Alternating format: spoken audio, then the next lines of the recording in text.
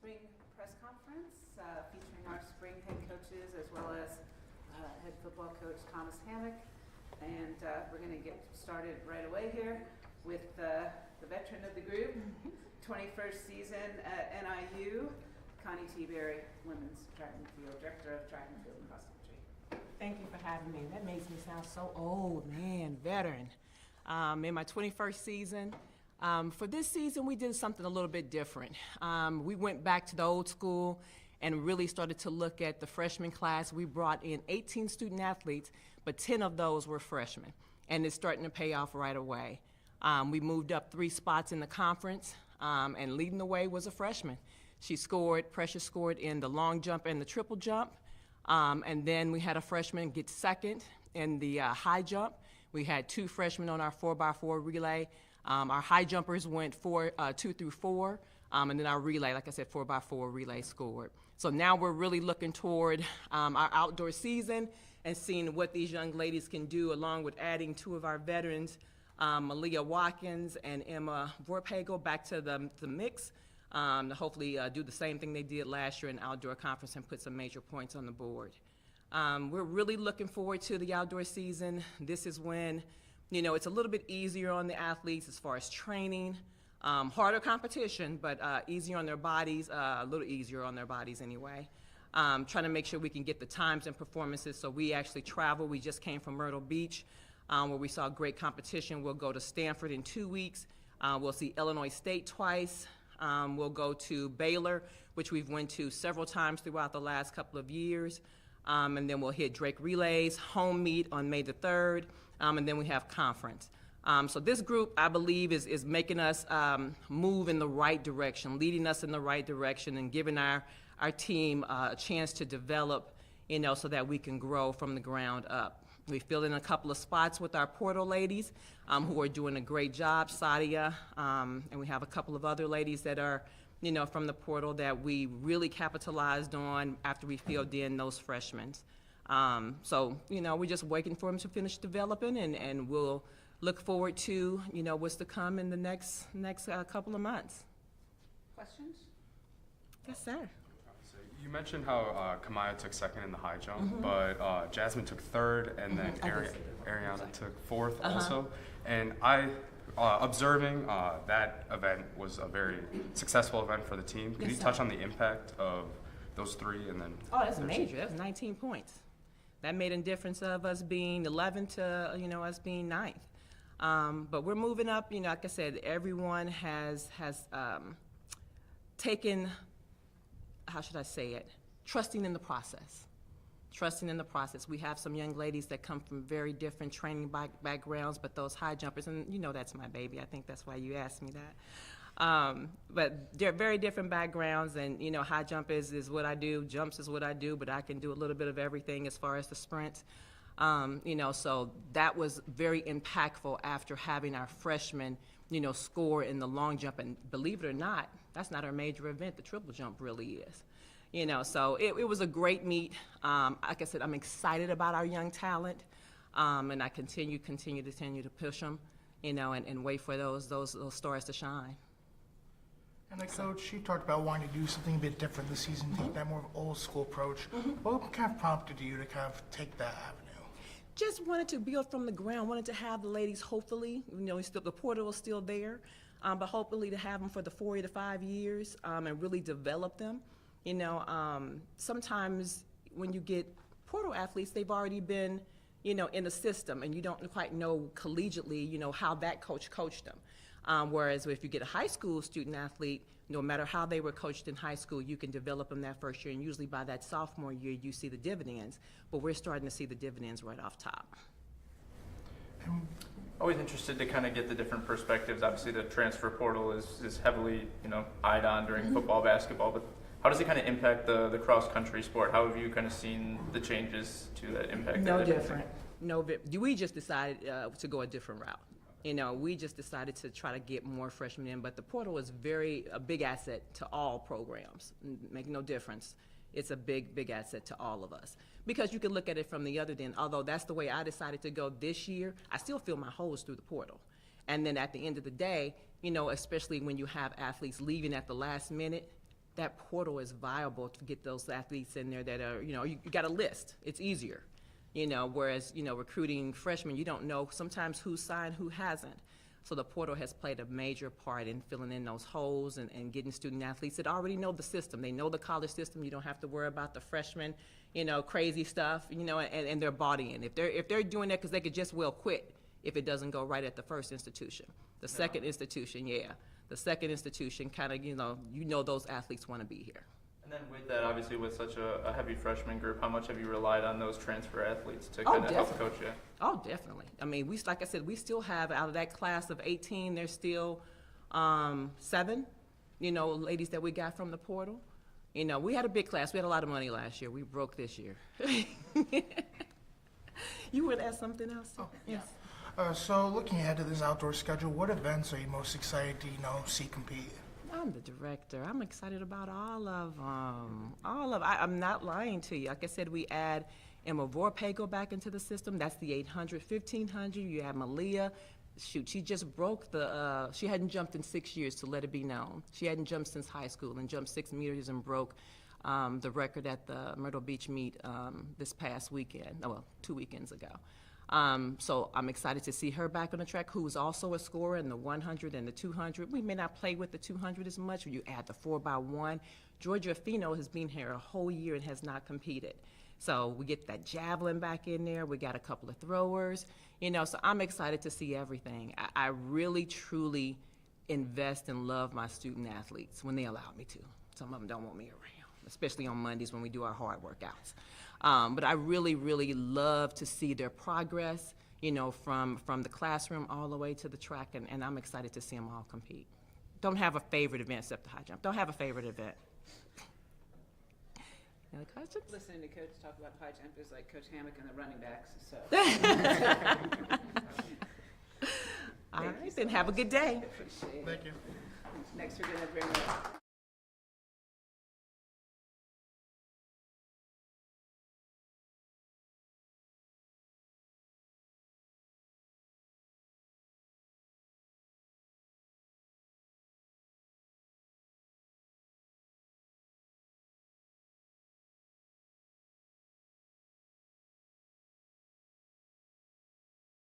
head coach Eric Burns in his 6th season at NIU. Mentioned that our win on Sunday tied him for 2nd on the all-time coaching wins list for women's tennis. Coach Burns, a little bit about your team so far this season and looking ahead. Yeah, thanks for having me today. We're really excited about the start that we have. I guess we're 3/4 of the way through, so getting a little bit closer to the end, but sitting here at 15-4 and just playing really well. Had one hiccup in conference with Ball State on the road, which is a tough place to win, and a tough team to beat. But we'll try to get some revenge on them on Sunday when they come back to Cal. But the team's been doing a great job. They've done everything we've asked this year. The culture, we've been working on that for 6 years now. We're finally turning the corner there, getting to where we expect to go out and win matches, and that's really important in the development of our program.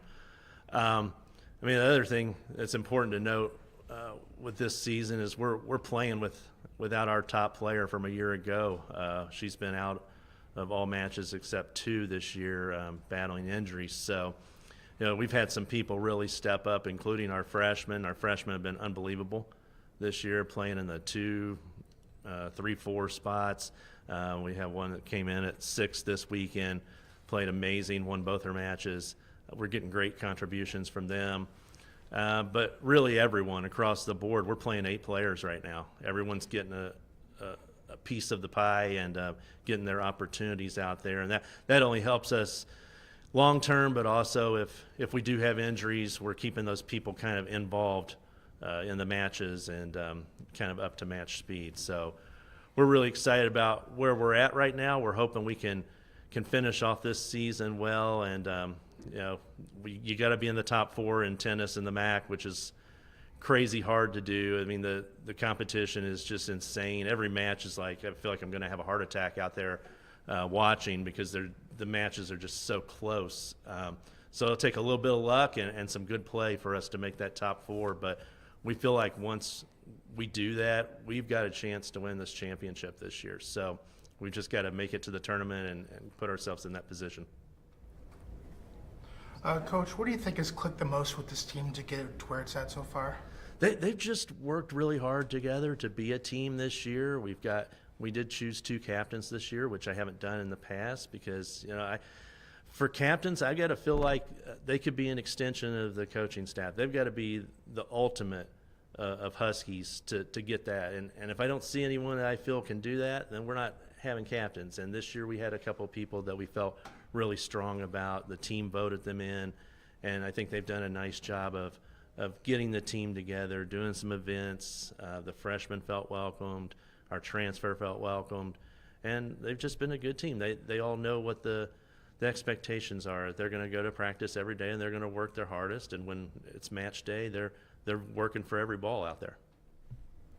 You touched on the success your freshmen have had this season, but could you touch on the success that Ermac Budak has had specifically and her impact to the program this season and going forward? Yeah, it's crazy with Ermac. Okay, I wasn't exactly sure what we were getting with her when we recruited her. I mean, everyone had told me, great player. Her coach was like, man, if I was to choose one of my players in my program to put out there in competition, it'd be Ermac. But her results were kind of all over the place, so we weren't really sure. And, in the fall, she went through some growing pains a little bit, trying to get used to being in the U.S. and get used to the college scene and just a little bit of maturing.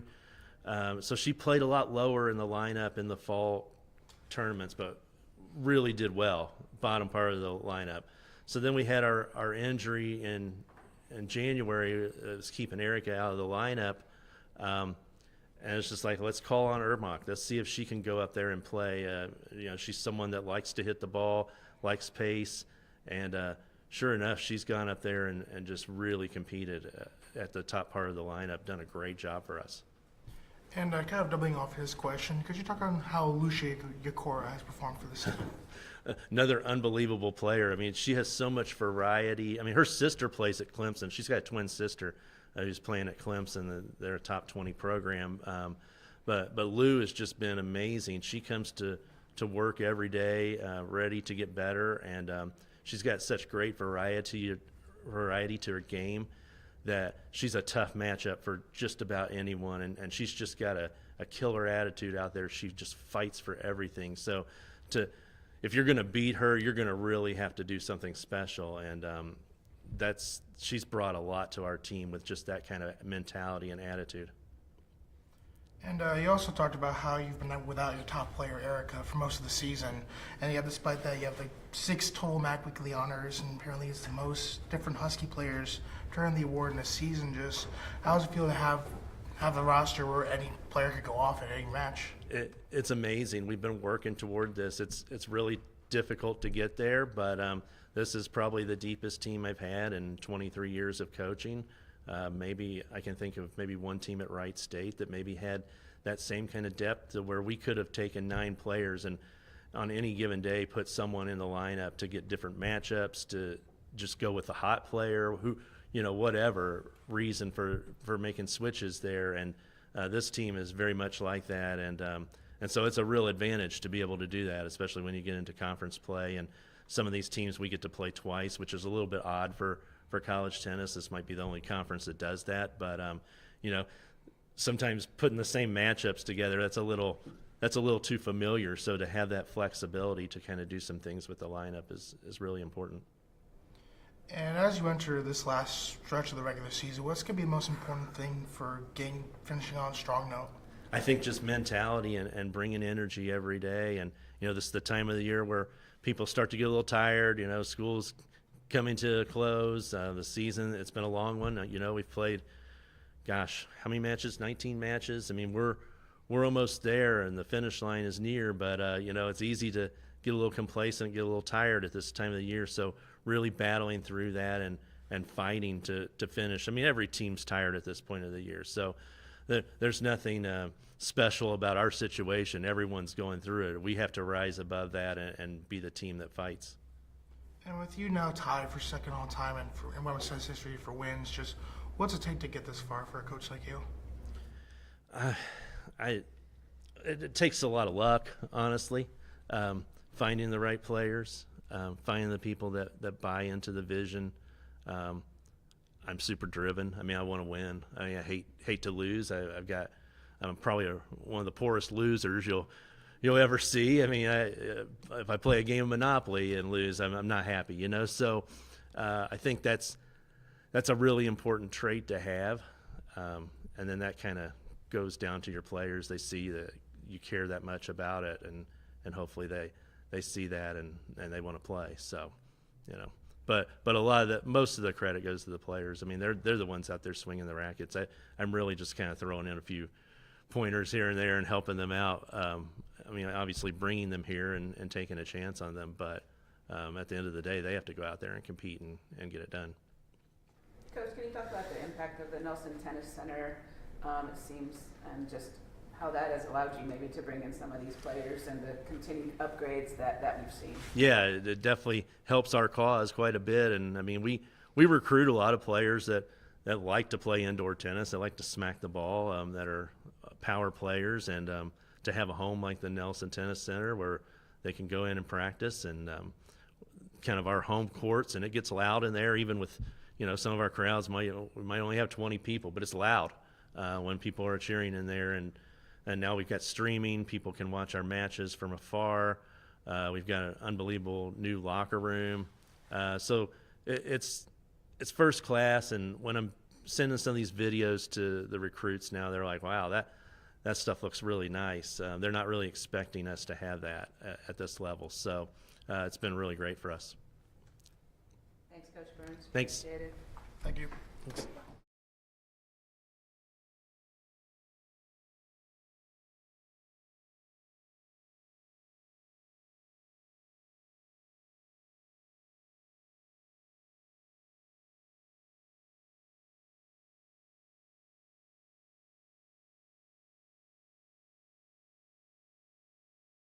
Of last year, Coach Nadal. Yeah, I mean, my approach is probably a little bit different. I don't have that much to say just in terms of a summary, you know, of where we're at. Most of that data is online. But we're a young team that started the season with not a lot of margin for error. And we've been hit by injuries over the last couple of weeks, which has really affected our ability to perform at the highest level. So, I mean, overall, we're 7-11. I mean, unfortunately, we're 0-5 in the MAC, which is a completely new situation that I find myself in as a head coach. But, I mean, I must say the guys have been unbelievable in terms of their work ethic. The culture that we have is super positive. And we take everything one day at a time. I mean, right now our focus is on UIC, who will be competing against this Saturday. Coach, just looking back on year one at NIU, just what were some of the biggest lessons you've learned? On year one? Year one, your first year here at From NIU. Nothing really stands out. I mean, to be honest with you, I mean, I just do what I do. I was lucky to come into a situation where we had a very experienced team last year, and I think we were able to really leverage that and to take advantage of the assets that we had in a short period of time.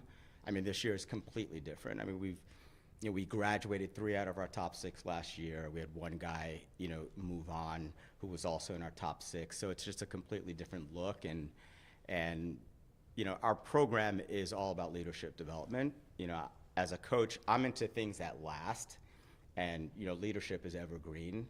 So that's where our focus is right now, and will continue to be. You've talked about battling with injuries and all of that. Someone I've seen that has stepped up is Saul. So could you talk about him and his impact on the team this season? Sure, I could talk about Saul, but I'm also going to talk about Iker, who's playing number 1, because when you talk about someone who's, you know, performing at the highest level, Iker's 4-1 in the MAC. I mean, he just had his first loss of the season this past Saturday at Toledo. So Iker's doing great. He's a co-captain with Saul. And from a performance standpoint and off the court, those guys are, you know, they're really leading by example. I mean, Saul, to be honest, started off a little bit slow this semester, even going back to the fall, and has started to pick up his level. And I think what's great about Saul is he's just all about the business. You know, he comes to practice, he works hard, he's open to feedback, he's coachable, and he competes really well. So, you know, we're just looking for him to continue to grow. I mean, he's just a sophomore. You know, he was freshman of the year last year. Eaker was freshman of the year in the MAC 2 years ago. So I was fortunate to come into a situation where we had, you know, some great young talent. And Coach, you've talked about the injuries this team has dealt with, as well as the experience they lost over the offseason. Just what's going to be the biggest thing you guys need to do to get out of the slump you're currently in? I mean, it all starts with attitude and work ethic on a day-to-day basis, and we have that. But we need to be healthy. I mean, it starts there, and then we need to be smart when we're competing. You know, and those are just things that we could just continue to work on a daily basis. We've had a lot of inconsistency, so you know, when you have tennis is different than football or basketball, where I mean, I guess if you're lucky, you can be 2 to 3 athletes deep at one position. Tennis is not like that. I mean, if you have a guy that comes out of the lineup, everyone has to move up. It changes the complete dynamics of where you can be competitively. So, you know, like I said at the beginning, our focus is day by day. You know, it's keeping the guys positive, keeping them energized. We have practice at 2 p.m. You know, as a coaching staff, we'll lead with enthusiasm. We'll lead, you know, with practicing with a purpose and do all the right things. And we're just focused on UIC, you know, and putting our best foot forward and keeping our fingers crossed that we'll have no more surprises in terms of injuries. Coach, similar to Coach Burns, just tell us a little bit about the Nelson Tennis Center and, you know, coming in here a year ago and having that facility, and then even the upgrades since you've been here and the impact that can have. Yeah, I mean, I think, look, to have not only the tennis courts on campus, but the proximity to where our student athletes live and their access to the courts makes a huge difference for our program. It's obviously a great recruiting tool as well, and you know, maybe like Coach Burns, I mean, we're also always looking for players who like to play indoors and that are above 6 feet tall, and kind of makes a difference in tennis. So, you know, we're just really appreciative, and we point out to the players, you know, every day, you know, to make sure they take a moment to be grateful for the assets that they have here on campus and make sure that they're maximizing those assets. Great, thank you so much. Yeah, thank you. Thank you, Coach.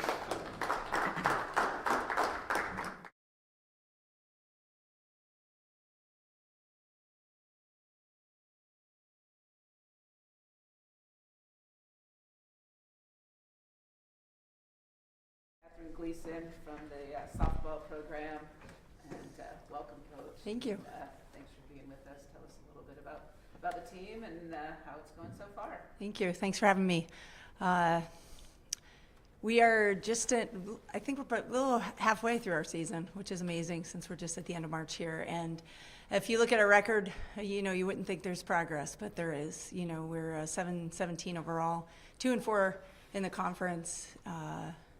After having opening conference last weekend, 2 weeks ago in Central Michigan, you know, we've been in every game. We could easily be 6-0 in those games. We challenged ourselves in the preseason, you know, playing the likes of Grand Canyon, Wichita State, Ole Miss, Lafayette, and I think that's really battle tested us for the conference. You know, we're categorically, statistically in the top 4 in offense, fielding, and defense. I mean, pitching.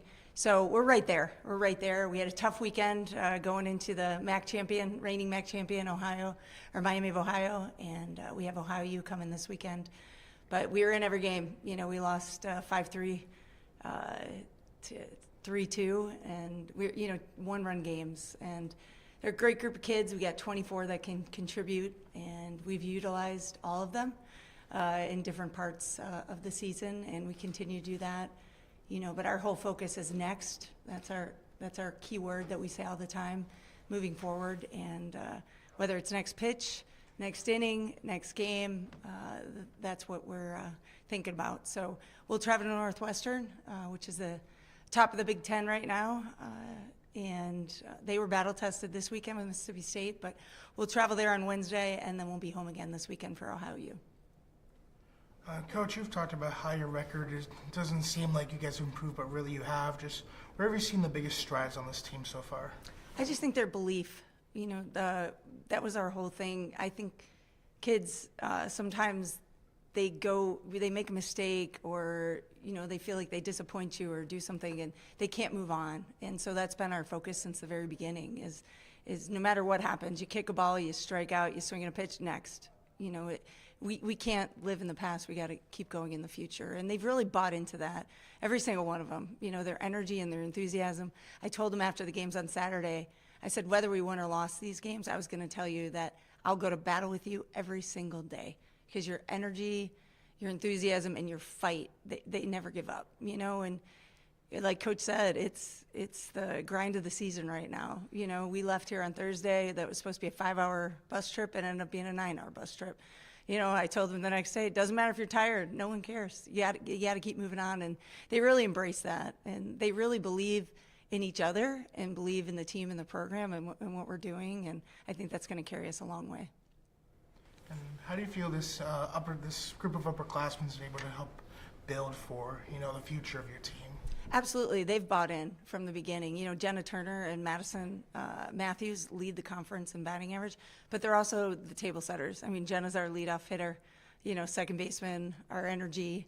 And it seems like this weekend especially, she was on base every single time, and she played some key positions. And then Madison's been hitting 3 or 4 for us all year. And, with one swing, the ball's going 300 feet, but just the way they carry themselves on the field, it really sets the table for everybody else. And, to have Jenna and Maddie hopefully returning next year for us with the new ruling, that'll help us tremendously. But they have really bought in, all of them, Casey, Avery, Bree, and I think that's really helped everybody else come along for the ride. And with your upperclassmen being so successful this season, could you also talk about the freshmen and sophomores' impact on the team this season? Sure, they've made a great impact. I told them from the beginning, that they chose NIU and I chose NIU, and that's what we have in common. It doesn't matter what's happened in the past; we're only moving forward.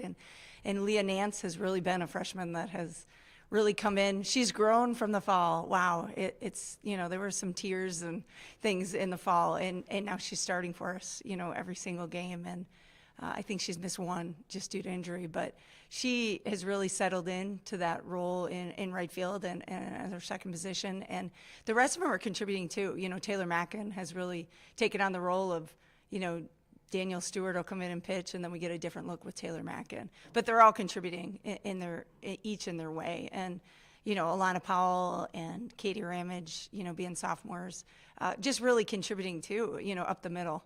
So every day somebody's going to step up in a different way, and they really do rely on each other and cheer for each other. It's a little more of a Rockford-centric question, but Rock Valley College, one of the best JUCO softball programs out there. How much have you gotten a look at them and kind of taken a look at their roster to see, what could be coming to you guys down the road? Well, we played them in the fall, and that's something that we'll continue to do since they're so close. And we did that because Maddie and Jenna are, graduates of theirs. So Darren does a great job with his program and constantly turns out athletes that are ready for the next level. And I only met Jenna and Maddie this year, but they were prepared to play at this level, and they continue to get better. So, we will definitely continue to play them in the fall just to get a look at what they have and rely on Darren to maybe bring in some more athletes. What was the competition like in that exhibition game for you? It went extra innings, and we lost that game. So it was our only loss of the fall. So under the lights, and we'll do that again this coming fall. That's okay. That's okay. Hey, I didn't want us to, sometimes you need a loss to be prepared to what we need to work on the next day. But it was a battle, under the lights, and we'll do it again this fall too. Great. Anything else for Coach Leeson? Thank you so much. Thank you. Thank you, Coach.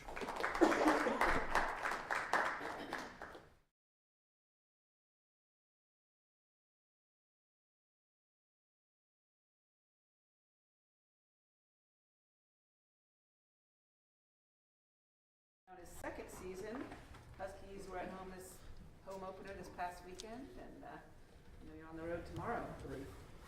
Yeah, we got off to a pretty good start. You look back, we were 7-5, feeling pretty good about ourselves, coming off a really good series win against SIUE, a team that's playing really well now. And then you blink and you've lost 8 in a row. So we're going through it. We're struggling. I believe in those 8 losses, 4 of them we have a win probability above 90%, including this past Friday, 99.7%. Our analytics will tell us that. So incredibly frustrating. We have to find a way to finish games. We got to be better at the end of the game, and I think it would feel a whole lot different right now. We're less than 40% of the way through the season. That's the good thing. I believe in our guys. I think we play hard. We play the right way. We got to find a way to get one and get back on track here. We got a couple midweeks coming up. Tomorrow we are at Eastern Illinois.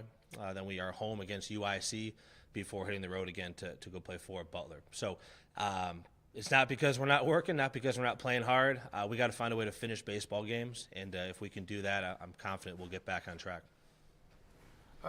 Coach, can you just talk about how the pitching staff for you guys has been this season? Yeah, I think when I got here, that was a big point of emphasis for us to try to fix our pitching staff, and the numbers are much better. We're in the top 50 in Ks per 9 in the country. We're in the middle of the pack of team ERA. I believe last year we finished in the bottom 30 of team ERA. So it's better. We need more depth. We need some guys to step up in the back end of our bullpen. That's been a big issue for us, trying to find consistency when the game matters the most. And our starting pitching overall has been very good. Adam's been fantastic. Ty has taken a step forward as a sophomore. And Max, up until his last 2 conference starts, was outstanding. We got to get him back on track. But we need more out of our bullpen, especially as we start to play more games.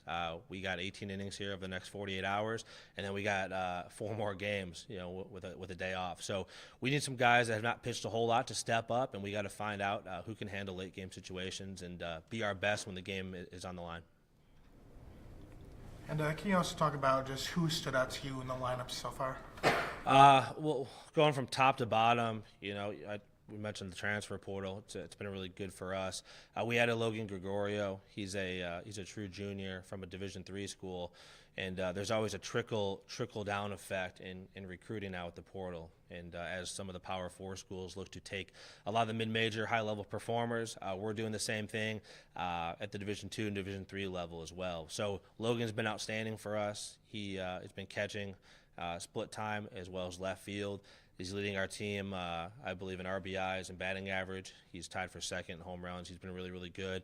Gavin Baldwin's been outstanding as well. He was a kid that was playing in a regional at Arkansas last year with SEMO, a winning program that's done a great job, and came here for an opportunity. He's been really, really good for us. He's a tough kid.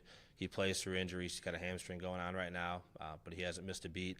And those guys kind of make our offense work. And in reality, we're looking for a little more consistency towards the end of the lineup. We got Nolan Sandy playing every day at shortstop. That was a more of a defensive move for us, and he's struggling quite a bit, but we're going to stick with him and let him take his lumps so that he gets that experience for us. But Ben Lloyd's been okay for us. Charlie's been okay for us. But we have quite a few guys we need more out of offensively to be more consistent and be a little more relentless 1 through 9. Have you seen any difference in the program from year 1 to year 2? And if so, what are some of those things that you've highlighted in that jump from year 1 to year 2? No doubt. I think we're more talented. I think that's for sure. But to be honest with you, with where we're at, it's almost identical from a record standpoint as we were at the same time last year. So talent is one thing. We gotta find a way to continue to instill toughness within our guys, and that starts with me and our coaching staff. We got to find a way to continue to get them to believe in what we're doing and what we're teaching them, and got to find a way to finish games. There's no doubt about that. I think last year's team was unique because you come into a situation where it felt like everybody's going to be bought in no matter what you say, no matter what you do, and those guys deserve a lot of credit for their toughness in the sense that we had some tough stretches and we never let it get out of hand. We always found a way to win a game on the weekend. In conference, we were only swept one time, and we swept someone else another time. And those guys did an outstanding job just creating the framework for what we're trying to do here. In the era of college athletics now, I think it's year to year. Every team is going to be different. We had a lot of overhaul this year. We'll probably have more next year. That's just a reality. So I think you're always trying to learn about your team as you go. You're trying to learn how to press the right buttons, what they're going to respond to, and how we can put them in the best position possible to be successful. So honestly, it's kind of a day-to-day thing. It's a serious thing. You're always trying to find a way to make the right moves and say the right things for those guys to have success on the field. And Coach, going from year 1 to year 2, is there anything you may have changed as far as your coaching style or how you interact with your players? Yeah, I think, again, that's kind of a year-to-year thing as well. I think a good head coach and a good leader does a good job of understanding what each player on that roster needs, and they're all different.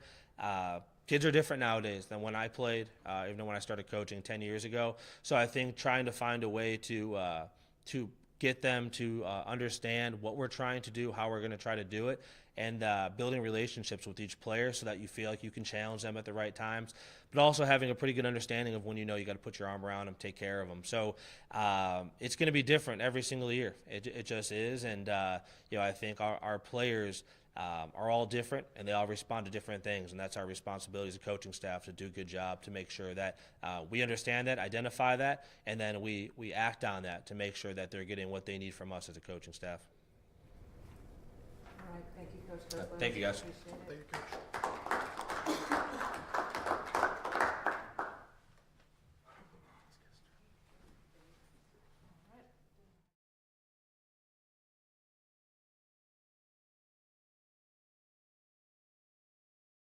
Most veteran coach among this group today, so didn't know if you knew that, but Oh, yes. But we're not counting. 12 season at NIU for head women's golf coach Kim Kester, and a lot of top 3 finishes in the MAC.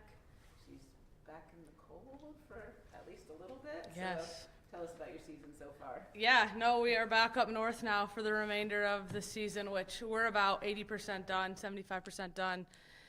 It's been an up and down year, which we expected. We have currently 4 new faces in the lineup out of 5. So we have 1 returner in the lineup, Caroline Kent, and then all new faces. So similar to most program, a lot of freshmen on the team this year, and they've all stepped up at different times of the year, which is great to see. But now we're working on getting everybody to step up at the exact same time, which is kind of when we want to peak, is this time of year. So we had a tough stretch to start the spring season. We were in Arizona 3 times. We went to Augusta, Georgia, most recently. And, we're seeing mistakes corrected that we made early in the year. So now it's just kind of putting everything together. The schedule was probably set up one of the toughest mid-major schedules in the country.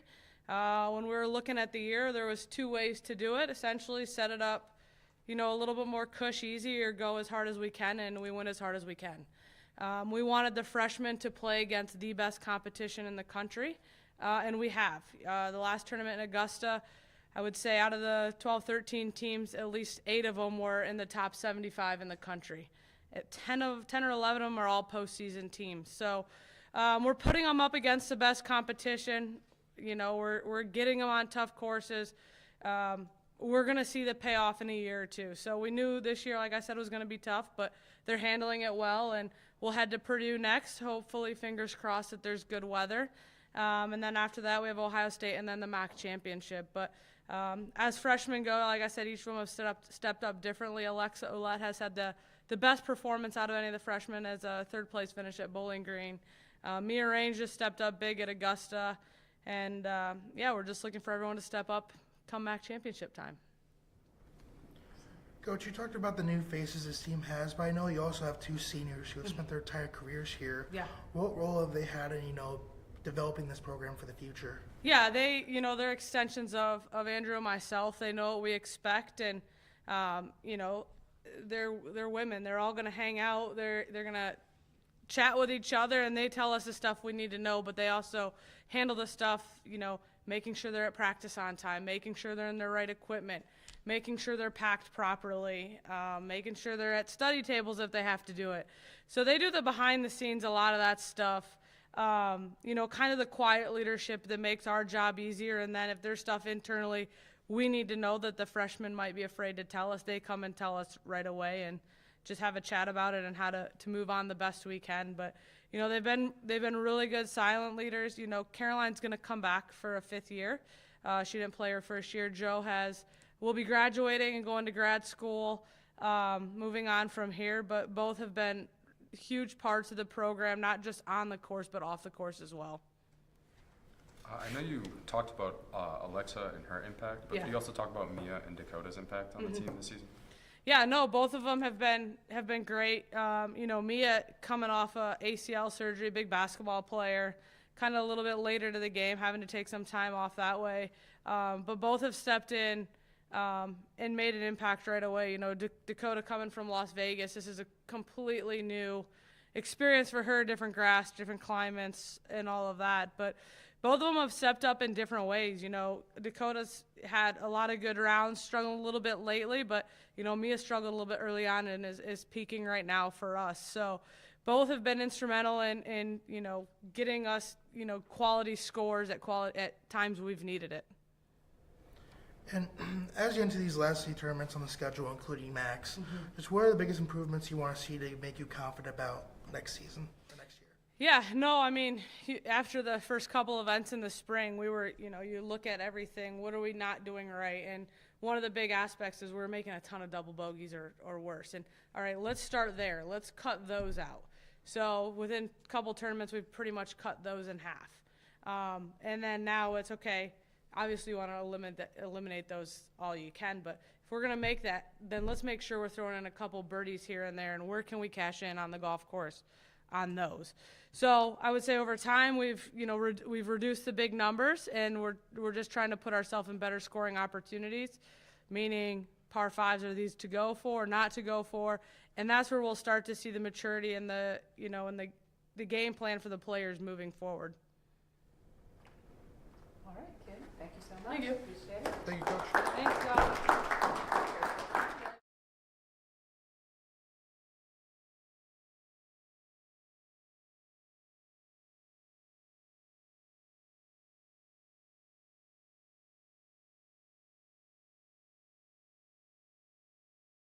Most recent MAC championship among this group, and we're also looking forward to a home event coming up soon. Coach Carlson.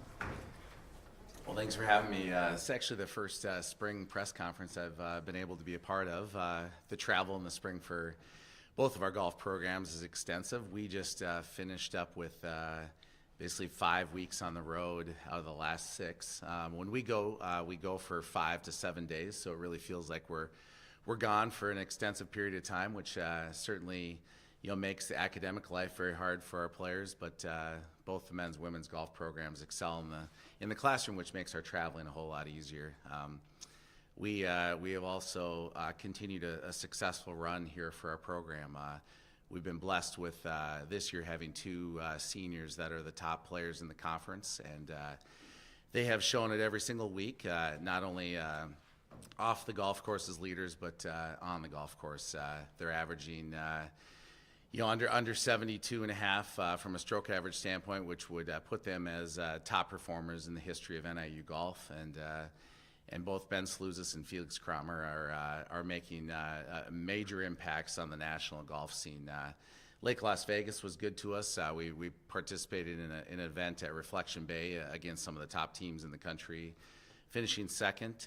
We've played 16 of our last 18 rounds under par, which has been a tremendous feat in itself. Unfortunately, both of those other rounds cost us dearly as the wind kicked up, and we have to go back to work the next couple weeks to make sure that if we do have the MAC championship in windy conditions and NCAA regionals and in those conditions, we're going to be a better team because of what happened the last couple rounds at University of Arizona. My first question for you, Coach, is obviously you guys didn't get the outcome you wanted to at that intercollegiate, but could you talk about what it was like to be able to compete against 4 nationally ranked opponents, including the number 10 team in the country and the University of Utah? Yeah, both. Well, Utah, and they just won again yesterday at the Schenkel. So there were 4 teams that were playing great golf, and University of Arizona at their home golf course is always going to be tough. Like I said, the conditions were very windy, and the golf course was very firm. Anytime you go to the West Coast, face different conditions, and we did fine job of that in Las Vegas. We did not do as well at University of Arizona, kind of handling front hole locations and just how, kind of a yardage standpoint where you have to land the golf ball. I forgot to talk about Grand Canyon's event was also a very solid event, kind of leading into Arizona. I thought we were going to play extremely well at University of Arizona, and like I said, we went from 6th to 12th in the final round, in those windy conditions. So we'll change that as a coaching staff. Coach Frame does a great job for us, and we'll just get back to work. And obviously with a tournament where you don't perform how you want to, maybe some members of the team, their confidence will be down. What's your message to the team in order to give them that confidence to perform better at the Kishwaukee Intercollegiate on April 5th? We do look forward to playing at home. We don't typically have home events, so we're going to play a 36-hole event against the likes of Illinois State, Central Michigan, Highland Community College, Southwestern Community College, inviting some of the local people to play. We have 44 players that are going to play that day. Our confidence won't waver. We've played so many good rounds, both individually and as a team, that we'll get back and just figure out by looking at the stats, just what we really need to kind of focus on. But we always talk about we got to drive the ball well. We have to play par fours well. The best teams in the country play par fours well. We've done that in many of our tournaments. And at the end of the day, we just have to eliminate big numbers, as Coach Kester said off the scorecard. And we can handle bogeys on the golf course. We make plenty of birdies, but anything above that gets pretty difficult. You have to be pretty patient out there. And Coach, could you talk about the development of your freshman class this season? Well, they've had we've never had 5 freshmen on the roster all at one time out of the 9 players. So they have had to step in and play big roles on the team, but I think that they're coming in as state champions, state amateur champions, so they have some competitive pedigree that we can really kind of rely on. But the difference in junior golf to college golf is pretty tremendous. We're playing 600 to 800 yards longer. We're playing golf courses that are a whole lot more firm, and the greens are a little bit quicker. So. I think all 5 of these freshmen have done a really good job of adjusting. In particular, Patrick Raup is a mainstay in the lineup. He has learned quite a bit from getting beat by both Ben Slouzis and Felix Kramer in the fall, and he's taken that pretty seriously as far as how he's going to develop as a player. And the spring has been tremendous for him. But both Bo Peterson, Connor McCall made a big splash in the fall, and we have Devin Sawyer, who he'll start for us next year, but he's a redshirt on the team, and Jack Mulligan just had his second start with us at University of Arizona. Coach Kester talked about it a minute ago, but you're someone who's also prided yourself in trying to get to the best tournaments possible for your team. How exactly does that work? Because it's not like a lot of the other sports where they can just go play a game against somebody. You're trying to get into some tournaments that can kind of be a little exclusive. Yeah, it's unique. It's more coach-to-coach relationships that you've built throughout the years. It's your national ranking as a program, and we have to govern under the 500 rule in college golf. So you have to at least beat half of your opponents to be NCAA eligible. So that all plays a role in kind of how everyone schedules at a national level, and we do a great job. I think both of our programs recruit heavily based on how strong our opponents are throughout the year and kind of where we get to travel to. I was wondering if you could touch on Pat Rumenpen's impact on the team in his time here and what you're going to lose with him graduating. He's someone who may have not spent time in the lineup, but I've only heard positive things about him. And could you just touch on his impact at NIU? Yeah, every single program, it doesn't matter if it's golf or football or baseball, needs someone like Patrick Bruminen to really kind of be a glue to the friendships on the team. He comes from Thailand, so he's a long ways away from home, and he relies a lot on us as coaches, to kind of feel like this is a real family here. And he has found his family at NIU, and we're proud of everything that he's accomplished, both in the classroom and on the golf course. And also someone else, if you could touch on, is Craig Long. Obviously, he's stepping into, I believe, his junior season, and so he's really going to be stepping into a leadership role as one of the older members of the team. Now, he's had his ups and downs at NIU, but he's someone who I've seen take great strides. Could you talk about him a little bit? Yeah, good question. Craig, he's had a lot of ups, in his career. His expectation level is that he's going to go in and win every golf tournament. So in golf, you lose a whole lot more than you win, and that's based on Tiger Woods having won 29% of the tournaments that he's played. He's the greatest player ever. So Craig has done an outstanding job of helping these 5 freshmen not only transition into college, but he's the guy who puts his arm around the other players, whether they play poorly or they play well. He's a spiritual leader on the team, and he is going to be an incredible captain for us starting next year. Excellent. Thanks so much, Coach Carlson. Look Thank forward to April 5th. All right, thanks. There you go.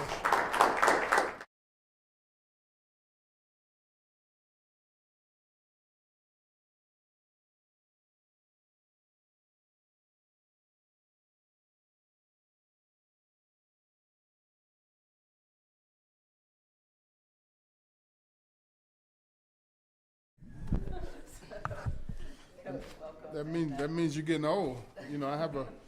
I have a sophomore in high school. Your perspective definitely changes as your kids get close to getting out the house. But just want to say, good luck to the spring coaches as you guys finish your seasons. Exciting time to be in season, the competition, all those things that entails of competing. Obviously, we're getting ready for spring ball. Certainly excited. Every day I wake up in the morning, the first thing I do is look at the weather app. How windy is it? How warm is it? If we're going to have the ability to go outside and practice. But certainly like where our guys are mentally and physically. But mentally, football is a game of not giving in, dealing with adversity, all the things that it takes to be successful. And we have a mentally strong group. I was on a recruiting call last night, and I told the kids, if you're not mentally tough, save your gas money. But we have a mentally tough team, excited to get on the field and have a chance to work with them. Physically, we really changed.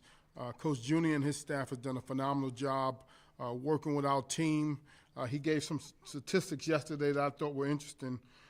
In the weight room on the clean, we had 37 PRs. We had 4 records. 4 guys broke records in the program. In the squat, we had 57 PRs with 5 guys breaking records. And then on the bench, 52 PRs with 3 guys breaking records. And I think that's always, a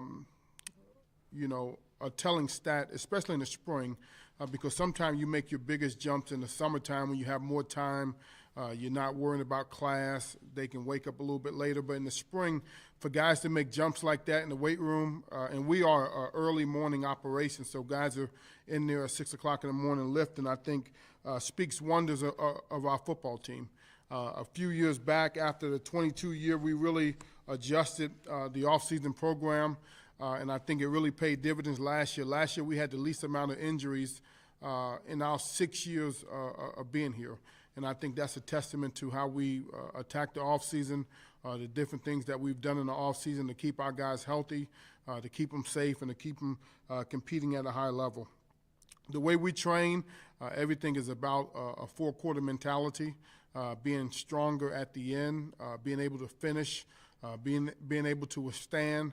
And what I see from this group gives me great excitement. Obviously, we push spring ball back for a couple reasons. Number one, the weather, but also number two, we are a developmental program in the weight room, but also from the standpoint of you have a lot of new players and coaches in the building. And I think our staff has done a phenomenal job getting prepared, getting up to speed, making sure we're all on the same page from a scheme standpoint, from an evaluation standpoint, from a competitive standpoint, to get our kids the best chance possible. We've had 19 mid-year players. The biggest thing I can say about them is you can't tell who's new and who's not. And I think that's a testament to the culture in the building. That's a testament to our older players. One thing we talk about and one thing we constantly fight is entitlement. And so we don't want entitlement in our program. And the young men have come in here, kept their mouths closed and worked and put themselves in a position to help our team. Thought we was also good at filling in some needs from a depth standpoint, from a competition standpoint.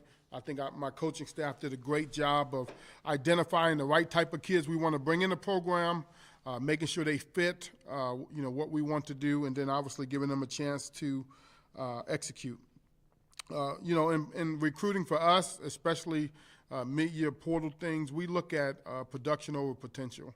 We want guys that have played, guys that know what it's like to be out there in competitive situations and competitive environments. And these guys every day have been the same people every single day of the off season. So I'm excited to watch them compete. Attitude and effort in our program is non-negotiable. Your attitude and your effort, those things are the starting point for us. So as we get ready for spring, obviously we've started our spring window today. We get 15 practices. We'll practice Tuesday, Thursday, Saturday, and I think that gives us an opportunity to have practice, evaluate the practice, and then implement some new things for the next practice. So for us, the most important thing is evaluating our personnel, figuring out their strengths and weaknesses, figuring out what they can execute at a high level, and then obviously we will build our schemes around what guys can do from that standpoint. So excited, a lot of new faces, a lot of new coaches, which to me is a great thing. I always like the guys that are unafraid to prove themselves.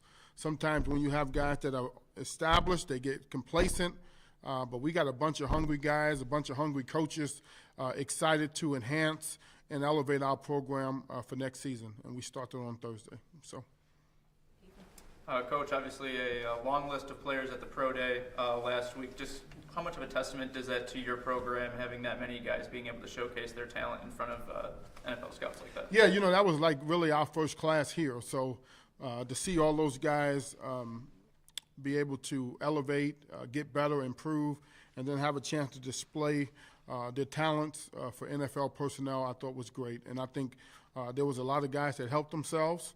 I've been getting a lot of calls over the last week or so about, hey, tell me about this guy. How do you see this guy fitting? Obviously I've coached 5 years in the National Football League. I have a good understanding of what it looks like and what's expected. And I think people value my opinion. So I was excited to talk to a bunch of coaches and personnel people about, the job our guys did at the Pro Day.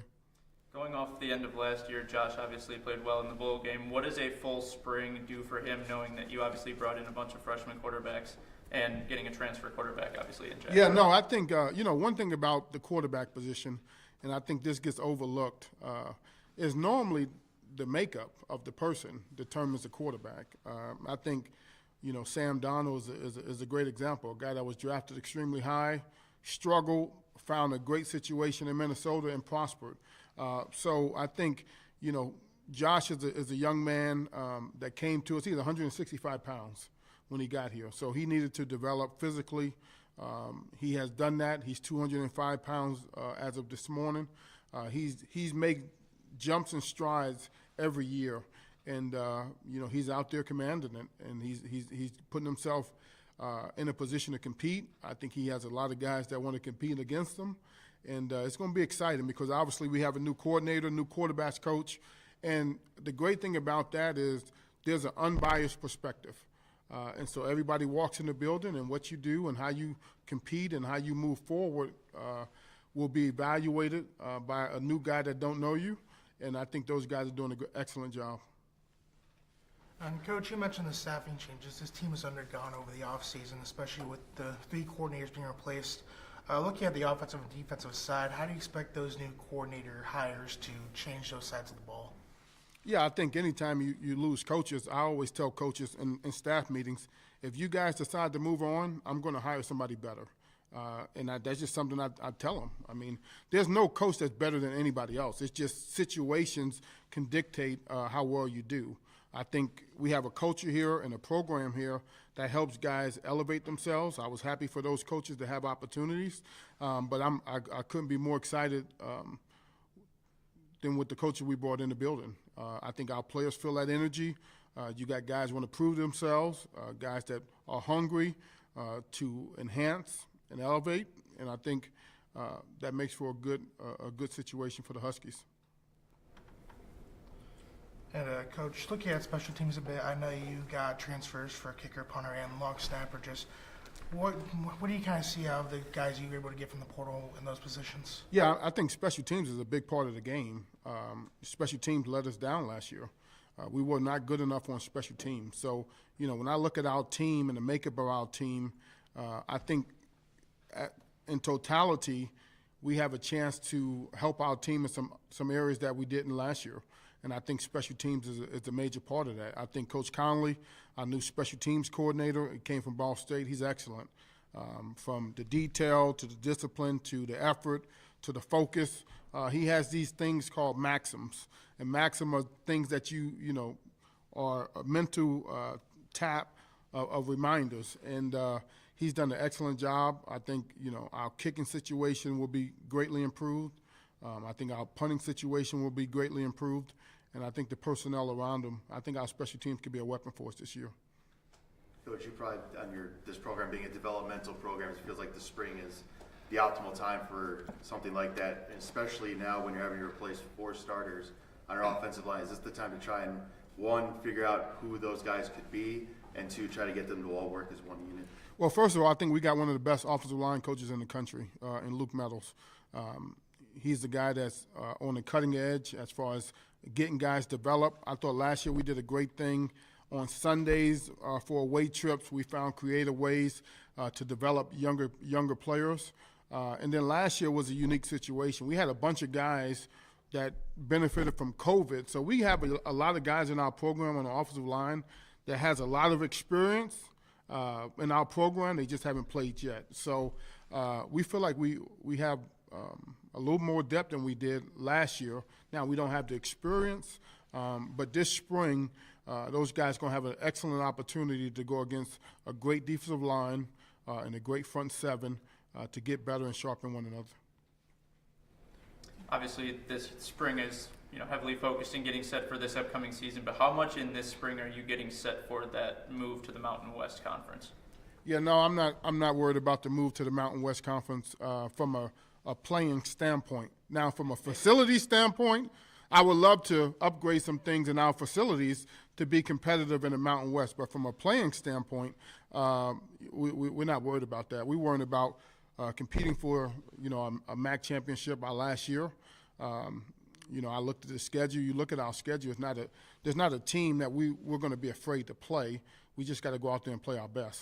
Is there maybe something at the developmental level that you guys have started to kind of get started with, maybe not on the playing field, but in that developmental aspect? I think from a recruiting standpoint, we will look at some different things that way as far as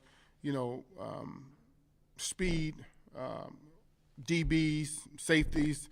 That's more of a passing league. So there's some things we have to do from a recruiting standpoint that may be an adjustment. Linebacker position is another one that comes to mind. You may not need the 240-pound Mike linebacker. You may need a more athletic player. So we have evaluated some rosters to see what they specialize in, to see what we need to do to adjust recruiting. And Coach, I want to pivot real quick to a position group you may be a bit fond of, that being the running backs, of course. I know it's a pretty young unit for your team. You lost guys like Interior Brown and Gavin Williams. Just what are you most excited to see from that group this spring? Yeah, I think I think we got a couple guys that can be a 1,000-yard rusher, which is exciting. I think we have quarterbacks that can add an element to the run game, which we haven't done in the past. So excited about that because if you have a quarterback that can attract a guy and they have to defend the quarterback, that opens up running lane in the running game. So we have a lot more creativity and things that we can do from an offensive perspective, but I definitely think we have 3 guys in the program right now that I think can compete at an extremely high level. I think we got a couple young guys coming in that can compete. So I'm excited about the depth and the talent at that position.